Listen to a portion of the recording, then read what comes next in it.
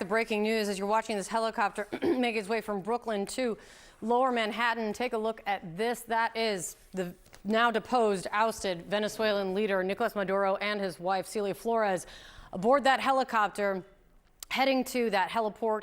This is the kind of caravan process movement that we've been watching since really just right at the top of the show for the last 30 minutes then, as the leader and his wife are making their way to a federal courthouse in Manhattan to face a federal judge for the first time since the U.S. military operation that occurred in the early hours of Saturday morning in Caracas that then captured, detained, arrested, and now it has indicted the former Venezuelan leader and his wife, Cilia Flores. Let's keep an eye on this as this helicopter is going to land, and then we will be seeing, obviously, we would assume that we will then see the former leader and his wife leaving this helicopter and then continuing to make their way to the federal courthouse, where we have people staked out all along the way to bring you this. We're now seeing Nicolas Maduro departing, coming out of that helicopter. We're going to see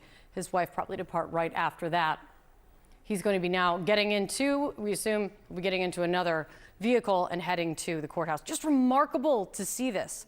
It was just until the early morning hours of Saturday that this man and his wife were running a country of more than 30 million people.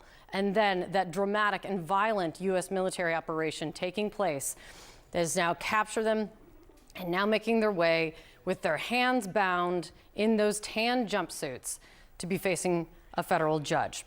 Let's go to that federal courthouse where Maduro is going to be heading right now. Omar Jimenez is standing by watching this along with us. Omar, it's a pretty remarkable thing to see as he's making his way towards where you are right now.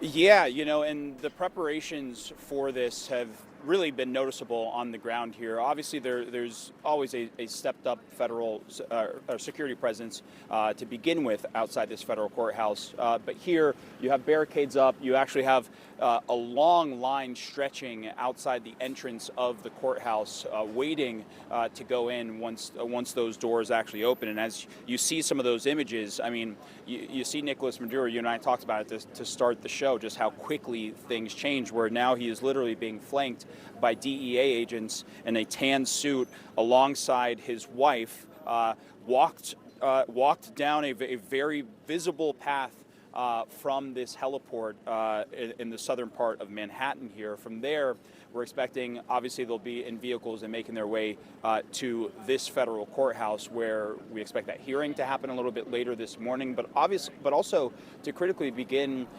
this legal process that the Trump administration has in part used as justification for the abduction and capture of Maduro, to have him face these drug trafficking and weapons charges that they say has contributed to, as they allege, hundreds of tons of importation of cocaine and things of that nature. And so just to see how this has developed so quickly over the last few days. And, I heard you all talking about sort of the mode of transportation and sort of taking the helicopter over the water as opposed to taking the bridge. That was something that we actually noticed Saturday night as well, where traffic would have been much lighter. And when they landed on the western part of Manhattan, rather than just driving, they took the helicopter across the water as well. But again, critically, we're waiting for them by ground to arrive here at this courthouse to begin this next stage, Kate. Absolutely, Omar. We're so thankful that you're there watching it all play out.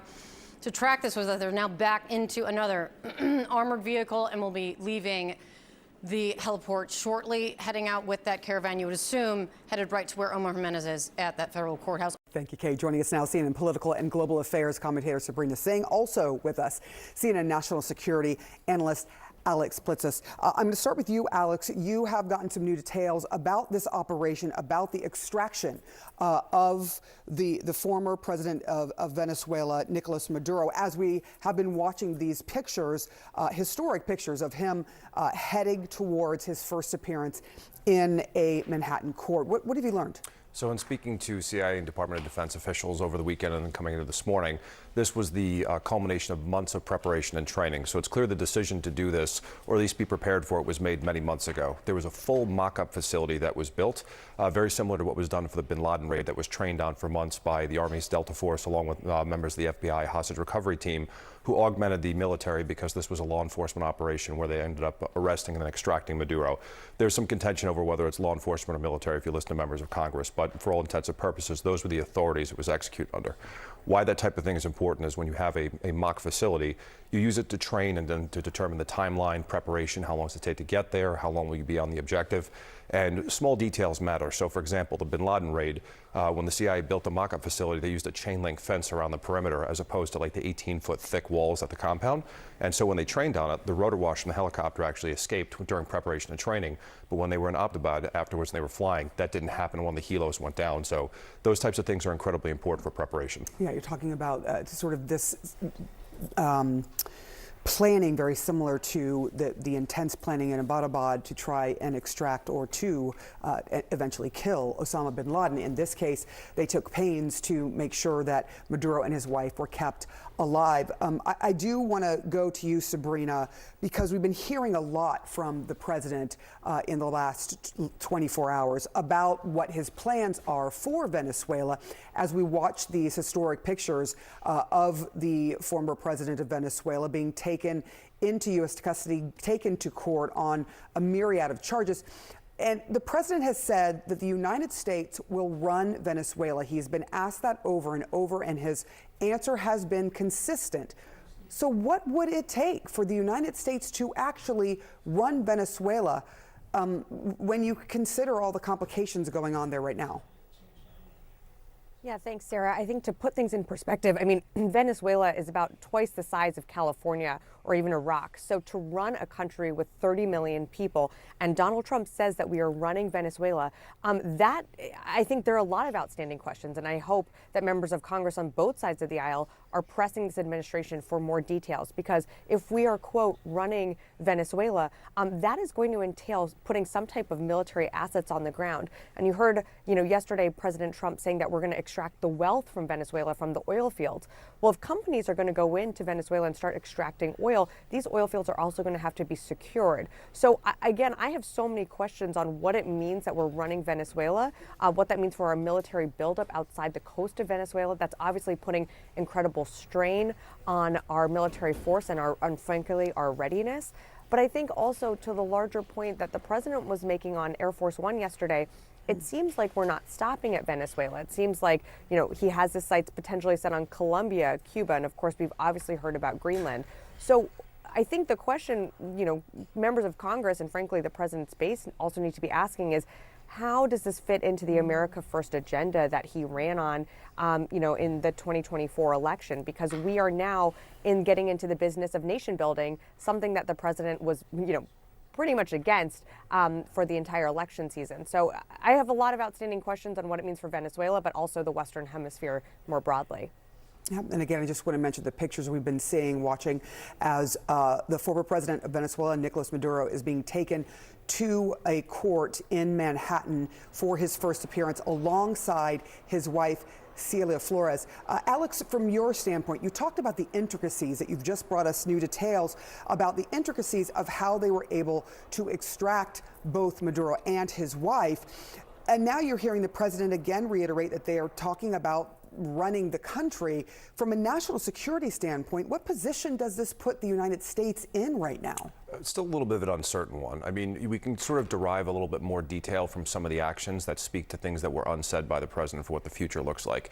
As Sabrina just mentioned, the military footprint, what does that mean for the military running the country, et cetera. So first part for running the country, what we've heard over the last couple of days was the president was asked about the opposition leader Machado, could she take over? And he said, look, she doesn't have the credibility inside the country, et cetera. And he also followed up with, well, Venezuela has a vice president.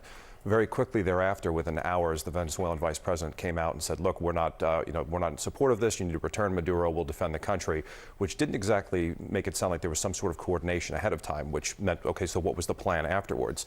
It seems that the U.S. very clearly had no intention of going in. There was a third of the U.S. deployed Navy off the coast. Only 2,000 Marines, though, in a Marine Expeditionary Unit. That's an insufficient force to take and hold Caracas, let alone the whole country. So it seemed it was targeted strikes, take out the air defense sites, insert the force, which, by the way, they made look easy, but several members were shot and the helicopters took a lot of fire coming in. It was actually pretty remarkable that they made it out okay and no one was killed. So at that point, it was up to whoever was going to step up to the microphone and say they were going to lead, and then the president was going to deal with what was left. So there was a quick change in tone last night where the vice president said, okay, we're willing to work with the U.S. on an agenda, which could be a potential off-ramp for additional military action. But if they don't cooperate, the president's made it clear, CIA and DOD officials made it clear to me, there is definitely a second wave planned, and if Venezuelan officials do not cooperate, that is on the table for the president. It came with no public debate, no congressional vote, and no prior leaks. Just a memo. Donald Trump told Congress that the United States is now in an armed conflict with drug cartels. Not a policing effort, not counter-narcotics enforcement, an armed conflict. In legal terms, it's a war, even if the White House avoids that word. By labeling traffickers as unlawful combatants, Trump gave himself the same powers used after 9/11. Drone strikes, indefinite detentions, and overseas operations, all without declaring war on another country. The memo reached Congress at midnight. Within hours, media outlets scrambled to confirm it wasn't satire. Critics called it executive overreach on steroids. Supporters hailed it as a strength. But beneath the slogan is a dangerous precedent. When presidents redefine enemies, laws bend with them. And once that line is crossed, history shows it's never easily uncrossed. For the first time in U.S. history, a president has declared an armed conflict not against a nation, but against a network. It sounds bold until you realize networks have no borders, no uniforms, no rules of war. By calling cartels unlawful combatants, Trump unlocked powers that allow strikes anywhere threats are found. That could mean Venezuela today, Honduras tomorrow, and by his logic, even U.S. soil. Lawmakers immediately questioned what intelligence justified this. The memo offered none. No clear evidence of new attacks, no congressional authorization, and no allied consultation.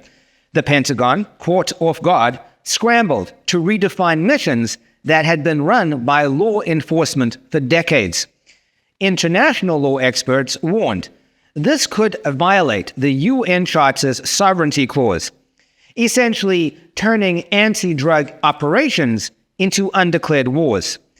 In Latin America, outrage spread fast. Venezuela condemned it as piracy under a flag. Mexico demanded an emergency OAS session, calling it an assault on regional stability. Even allies quietly signaled alarm. Canada and Spain both urged restraint and clarification. Inside the U.S., civil liberties groups drew comparisons to the early war on terror, when fear justified overreach and secrecy became policy. The deeper irony: cartels rely on the same global trade system that U.S. corporations helped build. Weaponizing war rhetoric doesn't solve that. It hides it. This isn't a military strategy, it's a political performance, one meant to project dominance while deflecting from domestic failures. A government shutdown, inflation, and public unrest. And history reminds us, when leaders blur the line between policing and war, civilians always pay first. Do you think this war on cartels is really about drugs or about power? Let us know in the comments section. Should any president be allowed to declare war without Congress even voting?